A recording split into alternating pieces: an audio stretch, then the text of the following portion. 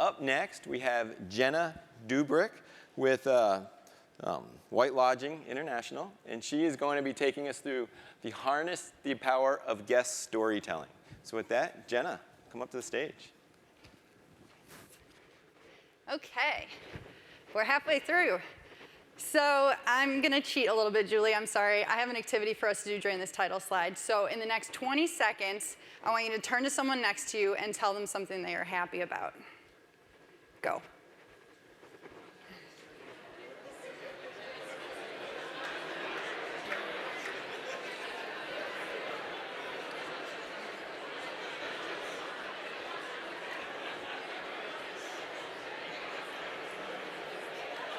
Okay, stop. Time's up. So that was an exercise in both storytelling and empathy. So I'm going to talk to you about, oh, not quite ready. I'm going to talk to you about the power of guest storytelling, specifically through user-generated content. So I'm going to talk to you about some of the metrics that prompted us to start a UGC campaign, and then how we curate that information, how we then shared it with our guests, and then how we measure success. So why UGC? User-generated content is 35% more memorable and 50% more trusted than other content. You just experienced that. It's also more credible. 70% of consumers place peer recommendations and reviews above professionally written content, and you can see that in this infograph along the right side of the graph. We'll ponder that graph. So retail's been really leading the charge for UGC. And Rent the Runway in particular saw a 200% increase in their sales when they launched these UGC photos against their individual product photos. And yes, I definitely stacked the deck on this one. They saw huge success, though, regardless of my contribution. Within our industry, Viking River Cruise is an excellent example of using UGC. So they actually were able to curate 1,000 high-res photos within a week of launching their campaign. And their audience is primarily baby boomers, so it's not just millennials that are getting more engaged. So there's two approaches. There's the more traditional social curation approach, and that's what a lot of you are probably familiar with. And that's where you mine existing social data. But using our partner Rivet, we're able to gather full-res photo and video against pretty much any user case that we can imagine. And the most important part about this is that we actually own all of our content. So this is that traditional approach that I referenced, and this is what it looks like. So as you can see, you have to actually ask permission to use the data or to use the image. And it's time consuming, it's not guaranteed. These are great guest interactions, but let me show you how this plays out in labor hours. So on the left is the traditional social curation. If our goal is to gather 100 stories for 100 locations, you would have to sift through 1 million images with this method. But with using Rivet, 11,000 submissions is what you'd have to sort through, and 90% satisfy the quality criteria. So we own this content, and you can clearly see the difference in the labor hours. So how have we implemented this at White Lodging? It's all been very recent. In the last 4 months, we have implemented at the grand opening of our Aloft Louisville, at our annual general manager conference, and then we ran a beta campaign at the JW Marriott Austin. So at Aloft Louisville, we kind of did a partial launch. We didn't have a fully baked campaign, but we wanted to monitor in real time during our grand opening event. So this is what that looked like. We used Rivet's geotag tool to do a 0.1-mile radius around the hotel.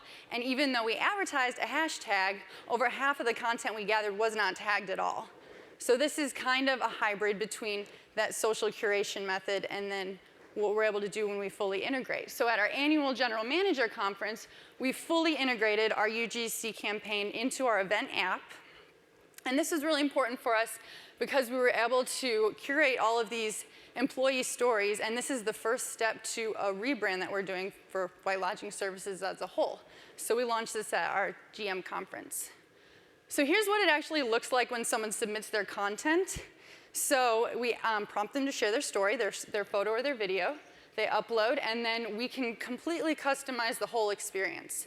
So you can survey them, you can ask them to rate your property, you can gather their email, as we've done here, and add that to a CRM distribution list. So when we first started our beta campaign at the JW Marriott Austin, I took a look at, over the last 12 months, all of our social data and pulled all the UGC content that had been traditionally gathered. Found that that content actually had 62% more engagement and 73% more reach. And so this really kind of hit home that we needed to move along with this campaign. So here's where we've launched so far. On our in-house reader boards, our restaurant check presenters, and then on our vanity website. And on our shortlist, we have the Wi-Fi splash page, guest folios, our in-room channel, and then CRM distribution. So this is zoomed in on that reader board. This is a JavaScript feed of moderated content. So as you can see, we can filter from location and activity. So location, we have 3 outlets, 3 restaurants on property. We also have a pool deck, so we can filter by those different locations. And then activity, so dining, rest and relaxation, nightlife. We're incentivizing our guests to share their stories. So studies show that a tangible incentive really helps boost engagement. And we're testing this currently with a room night and a $100 dining credit, but we definitely want to test without an incentive as well. And then we want to use this to draw attention to new outlets such as a spa, which we're opening later this year. And this is what some of that content actually, this is what some of the collateral actually looks like. So this is what we put in our check presenters in our restaurants. So we're using both offline and digital media to prompt guests to share their stories. And we're actually using our UGC within that. So split testing, this is one of the ways that we can go ahead and utilize this content. The image on the right is user-generated. It's local to Austin. It's iconic. A lot of people recognize this sign.